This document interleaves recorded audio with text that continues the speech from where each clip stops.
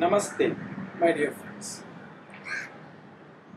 Patanjali's approach to yoga is a mind-centered approach, and there is no greater psychologist as Patanjali's. And I would say that Patanjali is probably the world's first and best psychologist or psychoanalyst or psychotherapist, as you want to call it, till date that has ever existed.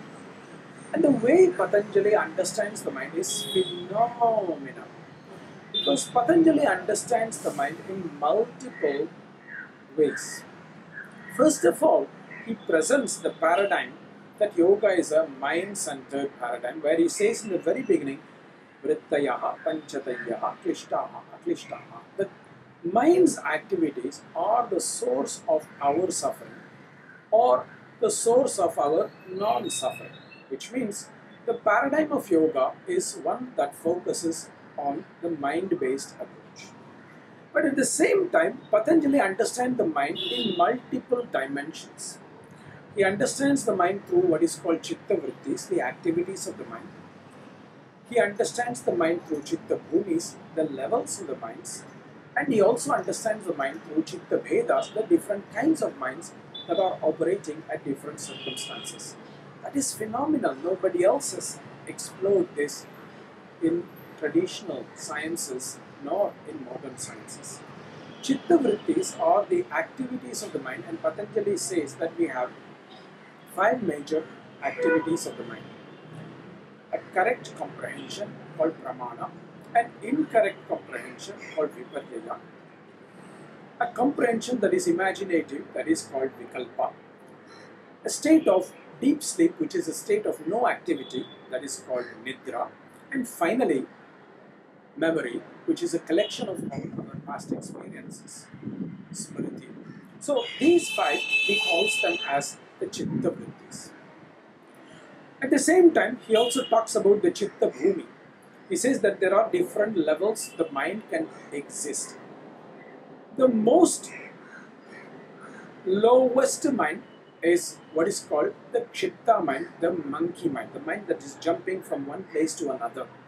Very often when we are very agitated, our mind is in that state, and that is why it's called the monkey mind, that which jumps from one place to the other.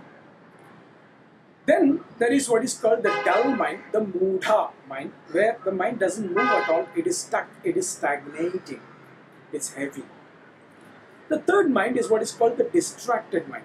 It's not that we are highly distracted, but sometimes we are distracted. When we are trying to do a job, we get distracted here and there.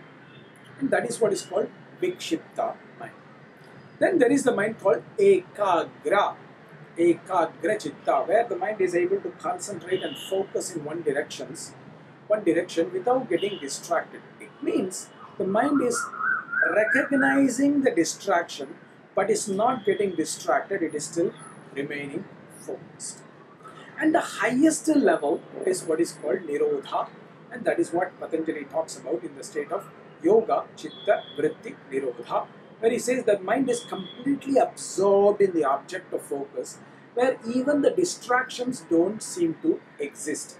It doesn't mean that they don't exist, it basically means for that person in nirodha, it does not exist, because they are so engrossed in the object of focus. Apart from that, Patanjali also understands what is called Chitta Bheda, the different kinds of minds. When you look at different sutras, Patanjali uses different words for the mind. In some sutras, he uses the word manas. In some sutras, he uses the word chitta. In some sutras, he uses the word pratyaya.